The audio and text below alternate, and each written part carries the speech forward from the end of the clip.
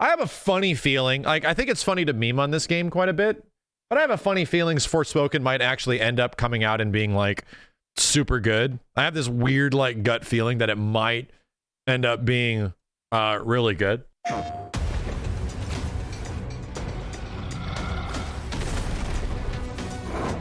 4K? It was 4K.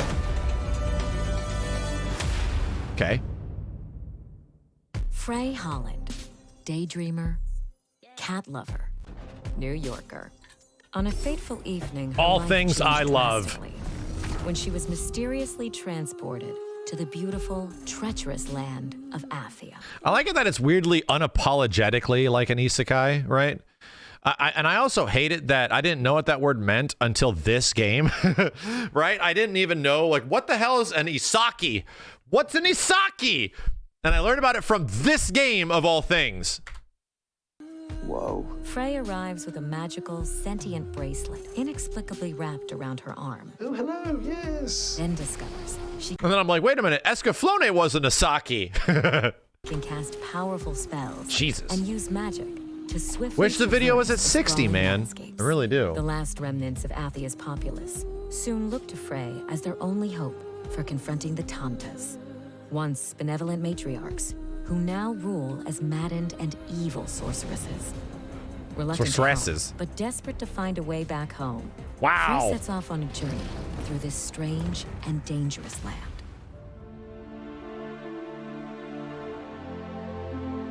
So for anybody that is unaware, this is the game that the Final Fantasy 15 devs, when they actually were able to hobble together the weird assets that was Final Fantasy 15 from the Nemurian catacombs and put together a game.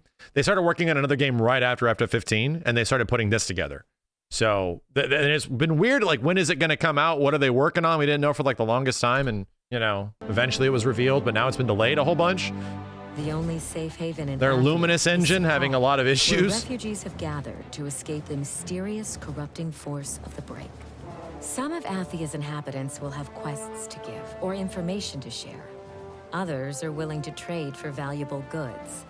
And Frey may even find a small friend to act as a guide. You chase At cats. this point in Frey's Dope. journey, she has returned to Sepal from the wilds after finding a rare... Is this an open world game, or is it just large zones? I would not be surprised if the game is going to functionally be somewhat similar to Final Fantasy 16. Is it actually open world? piece of Advaha ore. Is that what they're pitching it In as? the right hands, this ore may prove to be most useful. Advaha ore, right? You've seen this stuff before? I've made armor out of it. For Tanta Sila, no less. Whoa, you made that armor? Does that mean you can do something cool with this stuff? Is she talking? This trailer is funny. Good. But I'd need the right tools. And where can I find those? In Prenost, Huh? What, aren't there any in town? I'll draw you a map and give you the key. This is You'll have not- to do the rest yourself. Once again, the promotion and marketing for this game is very weird. This is not the stuff we should be showing off. This stuff is not... This conversation was very unnecessary and is not the part of the game that you should be showing off. This is like completely throwaway, like just getting you from one point to the next elements, side quest stuff, and the marketing for this game seems weird, but it might end up being... I feel... Let's talk about my feelings for a second. I feel like this game is going to be like Guardians of the Galaxy, right? Where like the marketing, oh God, also a Square Enix game, oh shit, is going to be like Guardians of the Galaxy, which is honestly one of the best games of last year, easily one of the best games of the year, without a doubt. But anything that you saw of the game that wasn't the game itself would lead you to think otherwise. The marketing was not good. Like most of the way they were pitching everyone that game did not make it look great. It's an insane sleeper hit from 2021. It was super goddamn good. Gameplay wasn't the most inspired thing in the world, but it was fine, and it was pretty fun most of the time. I'll make you something with that. But the ore of visuals, the yours. world, and story in that game was fucking great! Game had no right being as good as it was. So I feel like this could be like a Outside similar the safety of situation. Sepal, the only life Frey will encounter are corrupted enemies looking to rip her limb from limb. Cool. Frey's combat spells make quick work of low-level enemies. And her magic-enhanced parkour abilities Well, the game looks amazing turn in this action. inhospitable land into her personal playground. Okay. This looks fun as shit. Treasure chests dot the landscapes and contain items used for crafting or trading with vendors back in Sepal. Mana is earned by leveling up. This But looks like it's like the. I'm getting the feeling that it's very like Horizon-ish, not like the same aesthetics like robot dinosaurs and stuff like that, but like in a similar fashion open world game, but instead of Horizon's combat, which either you're going to like or not like, it's either going to be very hit or miss if you like Horizon's combat. It is doing something completely different where maybe the world isn't as like fleshed out as a Horizon, but instead they give you a bunch more stuff that you can do with enemies and combat. Can also be found in glowing pools around Athia. Collecting enough mana allows Frey to unlock new spells. Is that a style meter?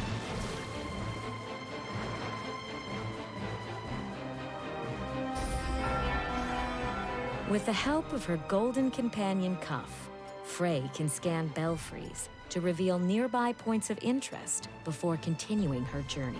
And that's what I mean. It's like every time we see actual gameplay of this game, I think the last time I actually saw footage, it was running at no shit like 20-25 FPS. Like when she got into like a back alley bar fight with a whole bunch of zombies in the middle of nowhere, she did this big like spell against all of them, and the game was just like,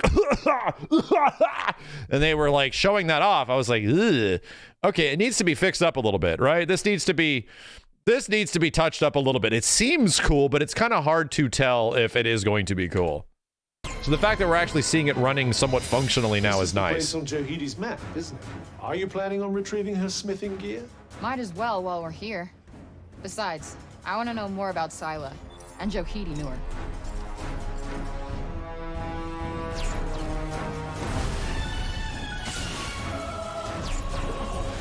Damn, the mobility though. Okay. This game is anti-streaming though. Can I say that? There's so many nutty ass particle effects that the game feels like it's anti-streaming. It's always gonna look bad until you play it on like an OLED or a big 4K. Bitrate hell. As ever, it seems we have a few things to attend to first. Yeah, it looks that way. Let's break some heads.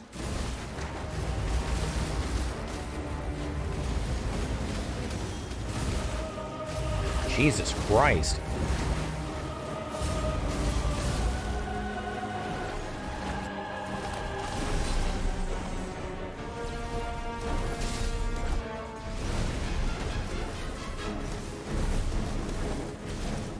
Getting a little rough. Right, getting a little rough. Oh, there is like a grade meter.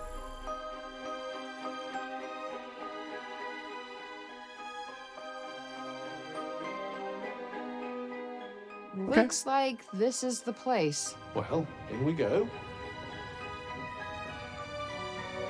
Yeah, she's practically like the Avatar. This stuff is heavy. The reassuring heft of Odvaha.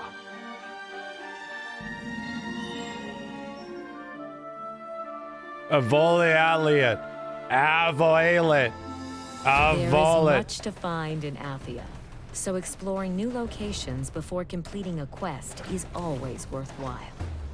A variety of rewards are waiting to be discovered or unlocked. This mobility stuff does look really sick. Stat increases, bits of Athian lore, and new gear. This thing just screams prop. Why not try it on? There's a little bit of customization. Okay.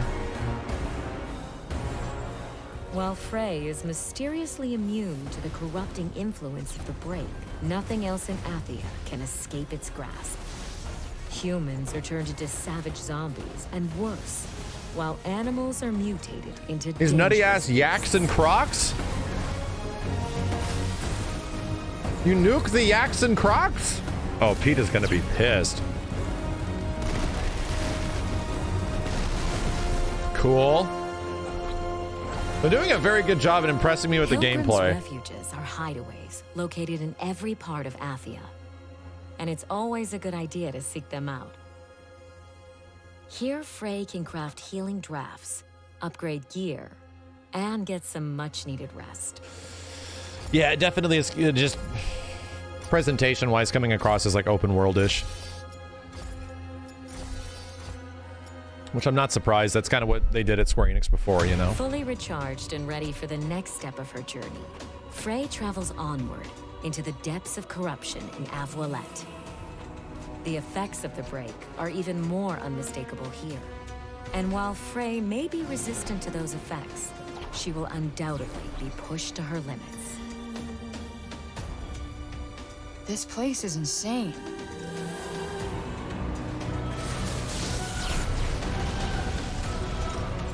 Dude, like the action looks like weirdly like arcade-ish and crazy. Which I'm kind of loving.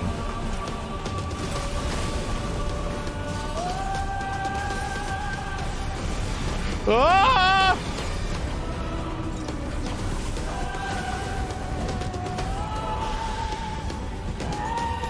Oh, you purify the zones. Frey Okay. will encounter numerous points of interest in her travels. Yeah, I don't think she's actually Many of repeated these a single landmarks and attack yet. locations have Everything's been corrupted something unique and different or so far. overrun with corrupted enemies, but they're always worth seeking out.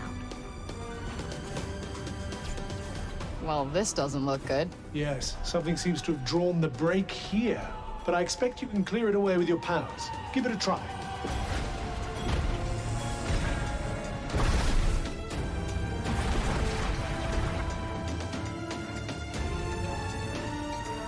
So dark.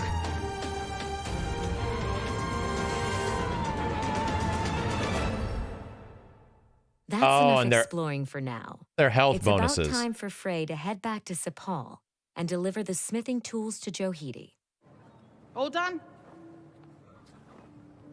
No, we don't need to do this. What the hell is this? What the hell is What did this? you That's what I would expect? say. A full suit of armor? A suit You'd of have armor, needed a damn Governor! sight more ore for that.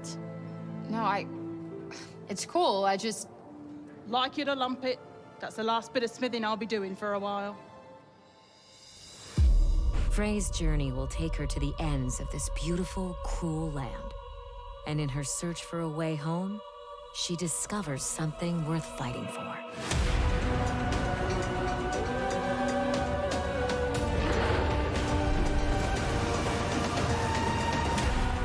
Oh, the marketing for the whole game should be this, right? Never have characters talk to each other ever again. The entire game's marketing should be this shit.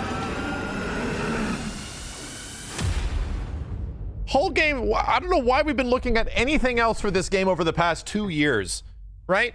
Like the first trailer they showed, she was just running around and doing cool stuff, and it was like, dang, that does look really cool. Whoa. Is that a cat? And then they spent like all this time talking about like girl from New York, like I dropped into crazy fantasy world, like it just, and all of it felt awkward and weird and goofy. And it was like, are we supposed to be taking this seriously? I don't know. If they just stuck to their guns and were like, hey, look at our crazy ass gameplay. Look at how the game actually plays. We're going to sell everything on this nutty shit. You need a PS5 for this shit, yo. I think that would have been way more compelling, right?